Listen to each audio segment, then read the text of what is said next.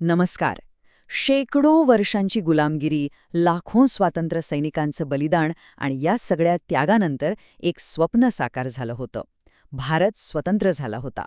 पण हा फक्त एका मोठ्या लढाईचा शेवट नव्हता, तर हा एका नव्या, भव्य प्रवासाचा पहिला दिवस होता. ही गोष्ट आहे एका राष्ट्राच्या जन्माची, ही गोष्ट आहे आपल्या भारतीय संविधानाची. विचार करा, तो एकच प्रश्न त्या दिवशी प्रत्येक भारतीयाच्या मनात नक्कीच आला असेल. करोडो लोक, हजारो वेगवेगळ्या परंपरा, शेकडो भाषा, या सगळ्यांना एकत्र बांधून एका नव्या दिशेने घेऊन जाणारं असं कोणतं मार्गदर्शक पुस्तक होतं आपल्याकडे? असा कोणता कायदा होता? उत्तर होतं, काहीच नाही. ते आपल्याला स्वतःच्या हातांनी घडवायचं होतं. चला तर मग आज आपण आपल्या संविधानाच्या निर्मितीचा हा अद्भुत प्रवास पुन्हा एकदा जगूया. एका स्वप्नाच्या सुरुवातीपासून ते देशाचे महान शिल्पकार, आपल्या संविधानाचा आत्मा आणि आपल्या राष्ट्रचिन्हांच्या निर्मितीपर्यंत हा सगळा प्रवास आपण एकत्र अनुभवूया. भारताचं संविधान भारतीयांनीच तयार करावं, हे स्वप्न काही एका रात्रीत पूर्ण झालेलं नाहीये. यामागे अनेक दशकांचा संघर्ष होता, एक विचार होता आणि एक जबरदस्त दृढनिश्चय होता. चला पाहूया या स्वप्नाच्या प्रवासातले काही महत्वाचे टप्पे. या प्रवासाची पहिली ठिणगी पडली होती 1934 मध्ये, जेव्हा एम.एन. रॉय यांनी पहिल्यांदा ही कल्पना मांडली की भारतीयांची स्वतःची एक संविधान सभा असायला हवी. पुढच्याच वर्षी म्हणजे 1935 मध्ये भारतीय राष्ट्रीय काँग्रेसने या कल्पनेला एका अधिकृत मागणीचं स्वरूप दिलं. आणि मग 1938 मध्ये जवाहरलाल नेहरूंनी तर अगदी ठणकावून सांगितलं की भारताचं संविधान बाहेरील कोणत्याही हस्तक्षेपाशिवाय फक्त आणि फक्त भारतीयांद्वारेच बनवलं जाईल.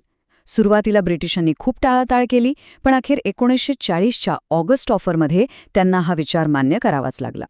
आणि शेवटी अनेक वर्षांच्या संघर्षानंतर 1946च्या कॅबिनेट मिशन प्लॅननुसार ते स्वप्न प्रत्यक्षात उतरलं. भारताची संविधान सभा स्थापन झाली. आता सभा तर स्थापन झाली, पण यात सदस्य कोण असणार होते? हे फक्त राजकारणी नव्हते, तर ते आपल्या देशाच्या भविष्याचं डिझाईन करणारे त्याचे शिल्पकार होते, ज्यांच्या खांद्यावर करोडो लोकांच्या आशा आणि आकांक्षांची जबाबदारी होती. सुरुवातीला अखंड भारतासाठी निवडलेली सदस्य संख्या होती 389. हा फक्त एक आकडा नाहीये. हा आकडा आपल्या देशाची विशालता आणि विविधता दाखवतो. या सभेत भारताच्या प्रत्येक कानाकोपऱ्यातून प्रत्येक समाजाचा आवाज पोहोचवण्याचा एक प्रामाणिक प्रयत्न केला गेला होता. या 389 जागांची विभागणी 2 मुख्य भागांमध्ये झाली होती. 296 जागा त्या भागांसाठी होत्या जिथे ब्रिटिशांचं थेट राज्य होतं, ज्याला आपण ब्रिटिश इंडिया म्हणतो, आणि उरलेल्या 93 जागा ह्या तेव्हाच्या संस्थानांसाठी होत्या, म्हणजे जिथे राजे महाराजे राज्य करायचे, पण ते ब्रिटिशांच्याच अधिपत्याखाली होते. आता हे प्रतिनिधी निवडले कसे गेले हे समजून घेणं खूप इंटरेस्टिंग आहे. पहिलं तत्त्व होतं लोकसंख्येचं, म्हणजे साधारणपणे दर 10 लाख लोकांमागे एक प्रतिनिधी. सोपं गणित होतं. दुसरं महत्त्वाचं तत्त्व होतं सामाजिक प्रतिनिधित्वाचं. ब्रिटिश भारतातल्या जागा 3 मुख्य गटांमध्ये विभागल्या गेल्या: मुस्लिम, शीख आणि जनरल, ज्यात बाकी सर्वजण होते. आणि हे वाटप त्यांच्या लोकसंख्येच्या प्रमाणात केलं गेलं, जेणेकरून प्रत्येक समाजाला आपला आवाज मांडण्याची संधी मिळावी. ब्रिटिश भारतातल्या जागांसाठी अप्रत्यक्ष निवडणूक झाली, म्हणजे प्रांतिक विधानसभांच्या सदस्यांनी या प्रतिनिधींना निवडलं.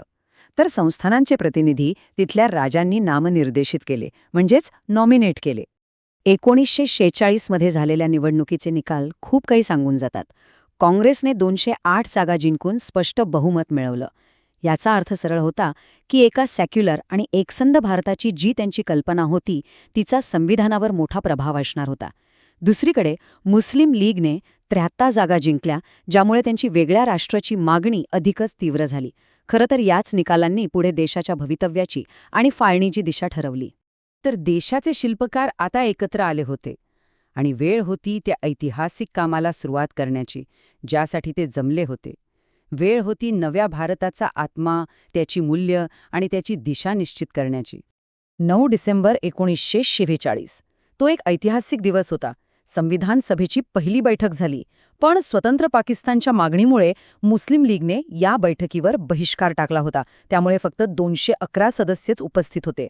त्या दिवशी सभेतील सर्वात ज्येष्ठ सदस्य डॉक्टर सच्चिदानंद सिन्हा यांना सभेचे तात्पुरते अध्यक्ष म्हणून निवडण्यात आले.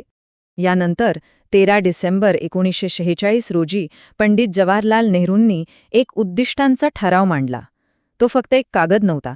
नेहरूंच्याच शब्दात सांगायचं झालं तर हा ठराव एक घोषणा आहे, एक दृढ संकल्प आहे, एक प्रतिज्ञा आहे, एक वचन आहे आणि आपल्या सर्वांसाठी एक समर्पण आहे.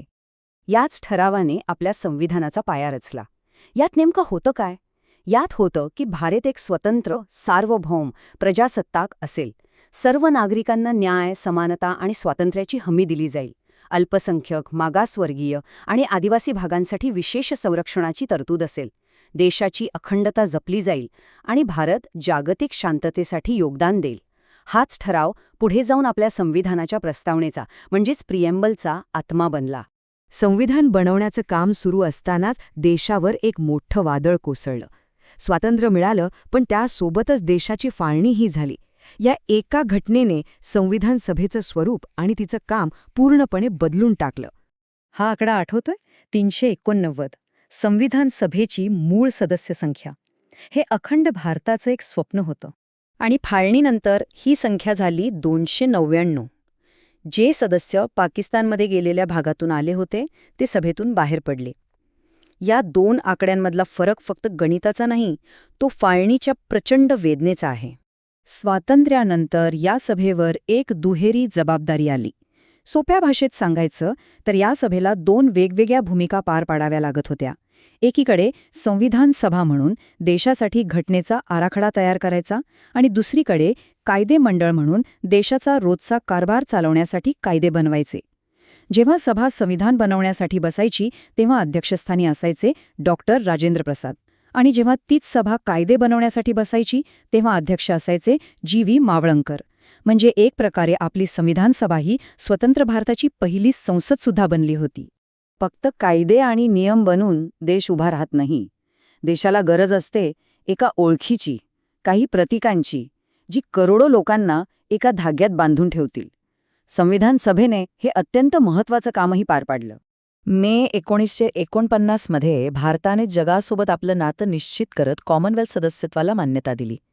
त्याआधी 22 जुलै 1947 रोजी लाखो स्वातंत्र्य सैनिकांच्या बलिदानाचं प्रतीक असलेला आपला तिरंगा राष्ट्रध्वज म्हणून स्वीकारण्यात आला. आणि 24 जानेवारी 1950 हा तर एक सुवर्ण अक्षरांनी लिहून ठेवावा असा दिवस होता. याच दिवशी आपलं राष्ट्रगीत जनगणमन आणि आपलं स्फूर्तिदायी राष्ट्रीय गीत वंदे मातरम यांना अधिकृत मान्यता मिळाली. हे क्षण आपल्या राष्ट्रीय ओळखीच्या धाग्यांना अधिक घट्ट करणारे होते. आणि त्याच ऐतिहासिक दिवशी 24 जानेवारी 1950 रोजी संविधान सभेने एका नव्या प्रजासत्ताकाचा पहिला प्रमुख निवडला. ते होते डॉक्टर राजेंद्र प्रसाद, स्वतंत्र भारताचे पहिले राष्ट्रपती. आता हा महान यज्ञ त्याच्या अंतिम टप्प्यात आला होता. अनेक वर्षांची मेहनत, वादविवाद, चर्चा यानंतर देशाच्या भविष्याचा तो पवित्र ग्रंथ तयार झाला होता. हा आपल्यासाठी एक अनमोल वारसा होता आणि एक मोठी जबाबदारी सुद्धा. 2 वर्षे, 11 महिने आणि 18 दिवस एवढा वेळ लागला आपल्या देशाच्या शिल्पकारांना आपल्याला आपलं संविधान देण्यासाठी. या आकड्यामागे दडलेली मेहनत, त्याग आणि दूरदृष्टी खरंच अफाट आहे. हे काम किती मोठं होतं याची कल्पना तुम्हाला या आकड्यांवरून येईल. एकूण 11 सत्र झाली. जगातील जवळपास 60 देशांच्या संविधानांचा सखोल अभ्यास करण्यात आला. संविधानाच्या मसुद्यावर तब्बल 114 दिवस चर्चा झाली आणि त्या काळात या कामासाठी एकूण 64 लाख रुपये खर्च आला. हे आकडे सांगतात की जगातील सर्वात मोठे लिखित संविधान बनवण्यासाठी किती सखोल आणि किती काळजीपूर्वक विचार केला गेला होता. आपल्या संस्थापकांनी आपल्याला एक मजबूत पाया रचून दिला. त्यांनी पाहिलेल्या स्वप्नांच्या भविष्याचे आपण योग्य शिल्पकार ठरत आहोत का? हा प्रश्न फक्त इतिहासाचा नाही, तर आपल्या वर्तमानाचा आणि आपल्या भविष्याचा आहे. आणि याचं उत्तर शोधणं हीच आपल्या संविधानाला खरी आदरांजली ठरेल.